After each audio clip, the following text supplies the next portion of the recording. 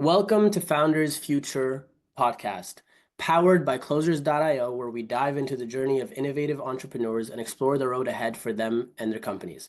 I'm your host, Amar Elm, and in each episode, we uncover the stories behind impactful ventures, the challenges faced along the way, and the strategies driving their future growth. Today, we're thrilled to have Santiago, sorry about that, the co-founder and CEO of Lab Cortex, a New York-based company revolutionizing digital marketing with AI-driven analytics and automation tools. With a unique background spanning sustainability, architecture, and tech entrepreneurship, Santiago brings a fresh perspective to help businesses optimize their marketing strategies. Today, we'll dive deep into his founding story, how Lab Cortex empowers clients, and his plans for scaling in the fast-evolving AI and marketing tech space. Welcome, my friend. Thanks for having me, Amar. A couple things. I'm actually the sole owner of the organization, and we're based in South Florida. But as far as our services, we are in that realm. Okay, amazing. So awesome. Take us back. I always like to start with kind of the founding story. What inspired you? Kind of what specific problems were you looking to solve, and what made you decide to start Lab Cortex? I spent a lot of time in the banking industry from over a decade, and specifically on the servicing side, doing operations. Through that process, I found just the basic inefficiencies in infrastructure, right? Everything has a system, there's a lot of variables, a lot of inputs. Through that, there was a lot of opportunities for making things more effective and efficient. What I liked about it is I liked the process of creating and identifying ways to do processes better. So I really enjoy that aspect of it. And then when I decided to go on my own on consulting, I wanted to share that with other organizations because independent of whatever the product or service is, there always needs to be a solid workflow or process foundation to get things up and running. So that's what I've decided to dedicate my last 6+ years on the Lab Cortex side. Awesome. So 6 years now. Yeah, we started in 2018. I was doing some consulting on my own in that way, and then it started quickly formalizing into a more established service. So now, while we're headquartered in South Florida, we actually have a large team in Colombia and also in the UK. Colombia. Okay, so it's just like virtual assistants. What are the teams abroad focused on?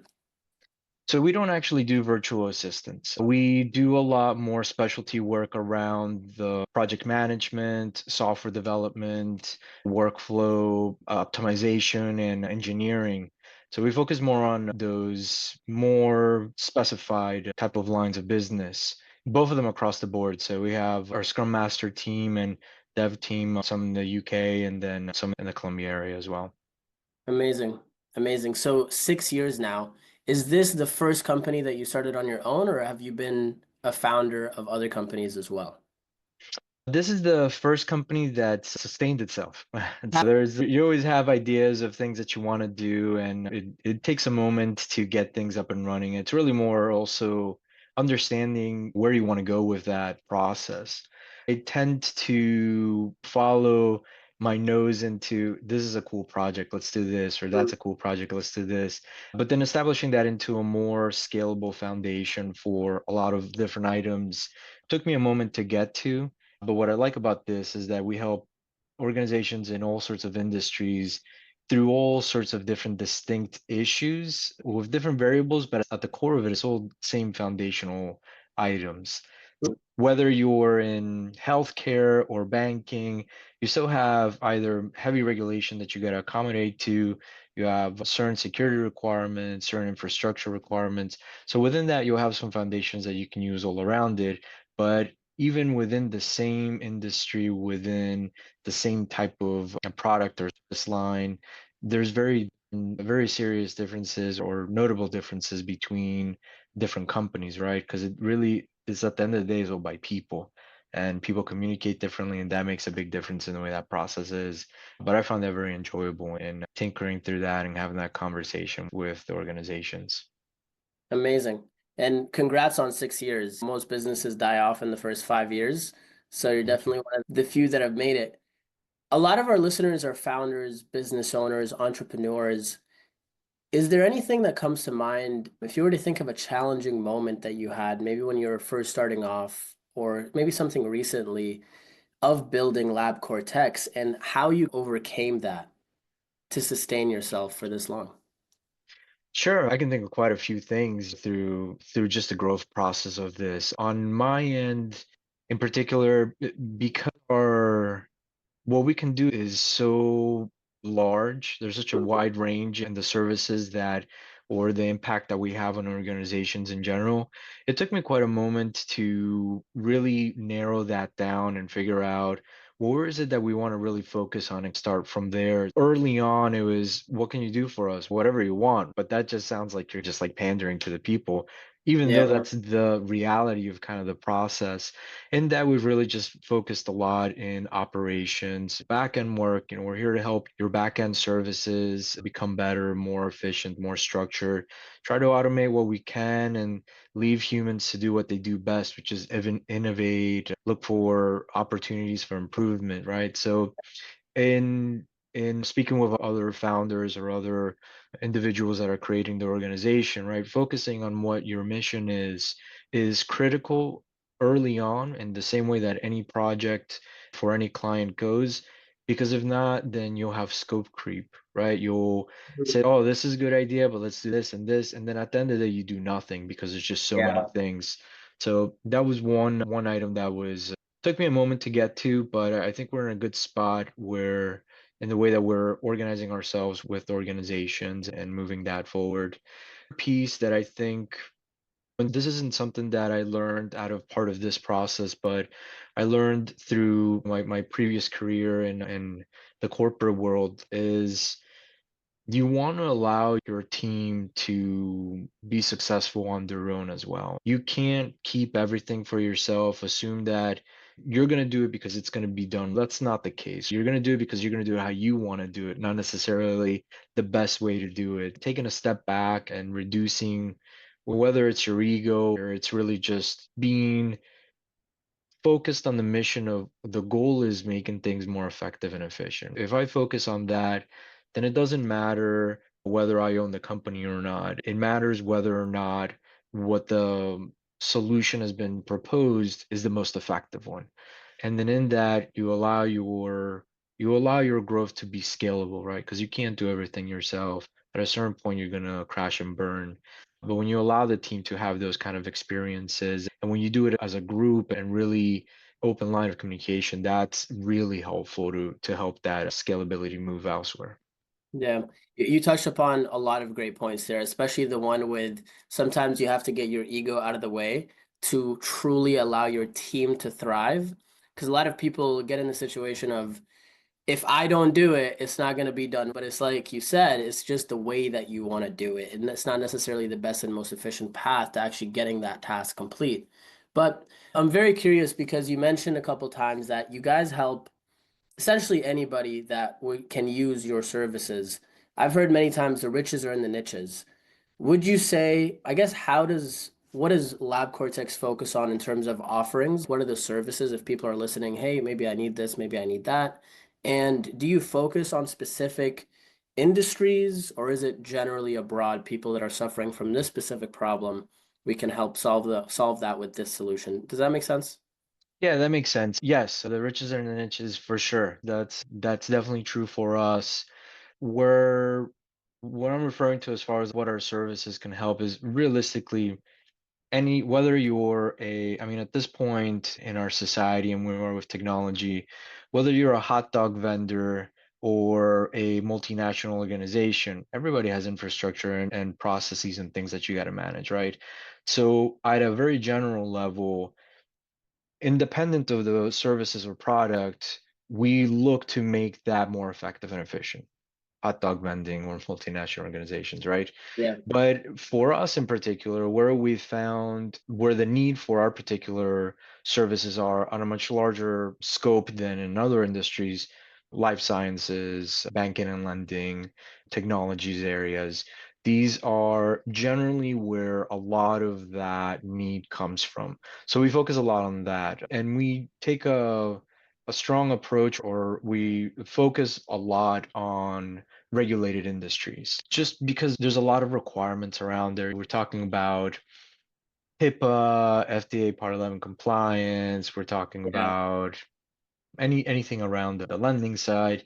All of those pieces really provide a bare minimum requirements for just the organization to manage. And then you have to throw on there the technology, the people, and the process. So what we try to do with an organization is, first, we take a look at the process in general. We map it out. Let's take a look at what your current state is and go from there. In that process, we generally find a lot of gaps. Processes aren't documented. People within the team are doing it differently. Some of the systems don't work as how the managers believe they work. So the users are having to do something different. So within that, we find a lot of areas of opportunity. And then we focus on the technology itself. Do you Mm, have the right tech stack? Do you need a different tech stack? Do you have the right people to do that type of work that you're trying to accomplish? You have the right tools to make that accomplish. And then when we look at that in comparisons to the process, we can say, as an example, in your managing your customers or your patients through spreadsheets. You're tracking their history through a spreadsheet, right? Believe it or not, it's super common in very large wow. organizations as well. In that, what we try to do is, okay, do you know what's happened historically to these people? No, because we rewrite the process, we rewrite those lines, or we create a new file for it, and only one person has access to it, but they're on vacation, so we're not going to be sure until 2 weeks from now. Things like that are a common occurrence. So in that sense, we'd say, okay, so let's bring that into a database. And Mm, then what are you trying to accomplish with this? Oh, I just want to know when patients or clients or customers come in and we provide X service, that we know what took place, when it took place, who did what they needed to do. And then that way we can just double check if we're moving in the right direction, right? So then we can create potentially a CRM, or we make custom CRMs if need be, or applications purpose built. We can also deploy like the standard CRMs, the Dynamics of the worlds, HubSpots of the worlds, depending on the scope of the organization, whether it's on the sales side or back end side. And then based on that, we start bringing things in, right? So once you have your data set up in the right place, once you have the applications and automations in the right place, then we can start providing better analytics. So then you can do a better insight as to whether or not you're moving into the right direction. Hey, I now that I have these database of these donors or customers, I know that we're actually spending a lot of time on our calls, or we're spending a lot of time doing these 12 papers. So let's automate that. So the goal is just, everybody thinks that it's like you're going to put an application and the whole world's going to be better immediately. It's an iterative process. And yeah. that's really a big focus on our organization, because we're trying to incrementally become better. If you try to build a process where it's like 100% bulletproof, it's never going to happen, Yeah. because your needs Unrealistic. change every day. Exactly. Especially with technology consistently evolving.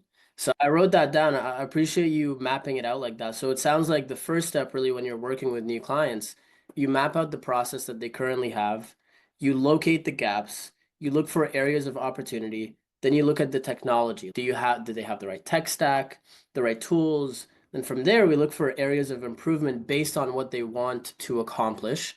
And then after that, we implement and then iterate consistently over time, Yeah. if that makes sense. With these clients that you work with, how do you currently generate leads for your business? So we actually have a home build CRM that we leverage to do some outreach. We leverage some large language models to try to identify ICPs. Within those ICPs, we try to identify what could potentially be happening in the organization, right? So whether there's any signals associated with news, or whether we provide services that they're looking for. So we do some outreach on that through email and phone calls, the historic sales style. and just networking and other events, and ensuring that when we're communicating with people, it's really more thinking about what value can we bring to them. Hmm. And I think that's really a big focus for me because I'm not a sales guy. I'm really terrible at it, but I know I can help you if that's what you're Yeah. looking for. So it's really more around that. Are you the one in charge of the sales? I'm not. Okay, okay. Fortunately, I'm not. Yeah. That's awesome. Excuse me. What does that sales process look like? Let's say I put an inquiry, whether I reach out to you via website, whether you reach out to me. What does it look like from that point to convert that individual into a paying client? Like a standard sales funnel, we go through initial conversations, having a meeting really around understanding your goals as an organization. Sometimes we'll see that organizations have X goal and their entire workflow is aligned to Y goal, Mm. right? So it's just having a general conversation around what they're trying to accomplish, what they're looking to do.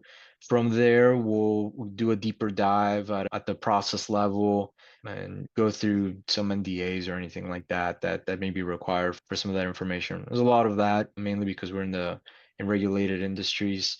Then just figuring out what we're looking to accomplish from a service or product perspective. Are they looking for us to create a custom application? Are they looking for us to expand whatever tech stack they have, integrate it, or create some visualizations into what's happening there? Depending on the need, then we'll put together some sort of agreement and move forward into that. Timeline as far as projects are concerned, it's generally a couple months worth of work while we're figuring out what the needs are, while we're developing or creating a draft of a potential solution. When we agreed on something like that, then we go from there in the development. And we have clients that have been working for years, where we started with one aspect of the process and just slowly building more and more into it. So that's a high level of how that would work. Yeah, no, that makes a lot of sense. And it sounds like the process is very streamlined. I would imagine, though, do you guys have a capacity of how many people? Also, it sounds like it's not a one size fits all, it's a custom tailored solution. So, is Right. there a capacity for how many clients you could be bringing on? Does that make sense? Yeah. Yeah, no, there's definitely a capacity. So we run on a Scrum methodology. We try to go through iterative and sprint setups. So we're very thoughtful about what our capacity is for particular projects. It really depends on the scope of the project, right? So that defines how many people we can allocate to a particular project, if we have other projects associated with it. But it all really depends on the need of the individuals. Fair. I guess when you look into 2025 and the next 6 to 12 months, what are your top priorities, the visions, the goals that you're looking to hit in Lab Cortex? So internally, we have a lot of projects running for us that we're trying to establish some additional infrastructure, some additional features, particularly with the AI agents. There's a lot of growth in the world in that particular aspect. But some of the technology around it, or just like the integrations or the quality of some of those, are not always up to par to what we're trying to accomplish.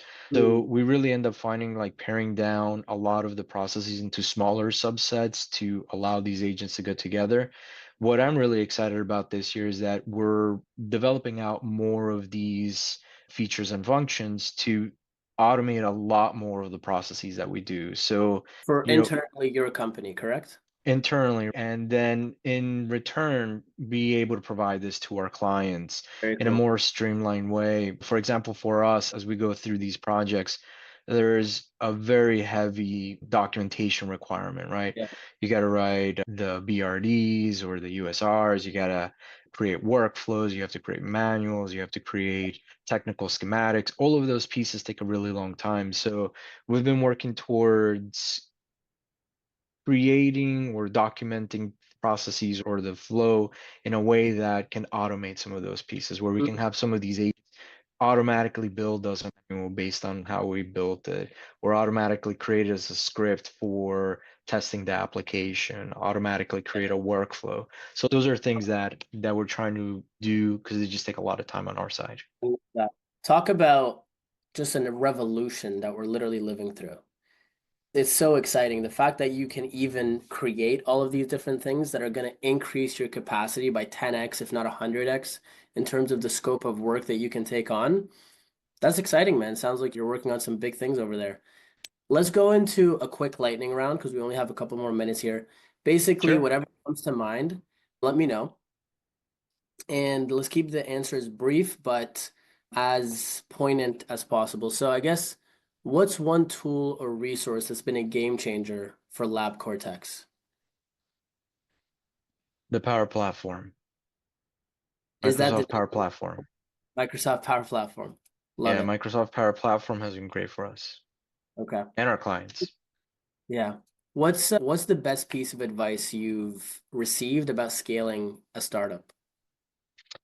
I think really the first one that I had mentioned to you, taking a step back and really trying to focus on the on what you're trying to provide your clients with, right? That focusing on that helps focus your energy into value added steps and not waste your time in a lot of things you don't need. I love it. What do you feel like is the biggest bottleneck that's hindering your growth right now, company wise? I think part of the rapid change of technology, that in itself becomes a bottleneck, constantly having to review documentation you may have already seen, constant change of technology, constant change of things. I enjoy that does take quite some time to stay afloat. And then the entire team has to do that, right? I would say probably that's one of the largest bottlenecks, just keeping up to date with the latest and greatest. Yeah, that it's constantly changing, ever Mhm. evolving. You got to stay on top of it. But last and certainly not least, what advice would you give to founders starting out, especially those entering the AI or marketing tech space? It really depends what you're trying to accomplish with it, right? But don't right now, because the technology is young, don't stick to one platform or one method of doing pieces. There's a lot of great things happening on the Anthropic level, on the OpenAI level, and they all have kind of their benefits depending on what you're trying to accomplish. So just keeping your mind open and seeing and not pigeon or putting yourself in a particular lane and not allowing yourself flexibility within that. So definitely flexibility is important in that, and recognize that sometimes you're going to be wrong. And if you're going to be wrong, you just got to go through it as fast as possible because that's just the way of life. It goes back to the ego thing. Don't take it personal. It's just part of the game.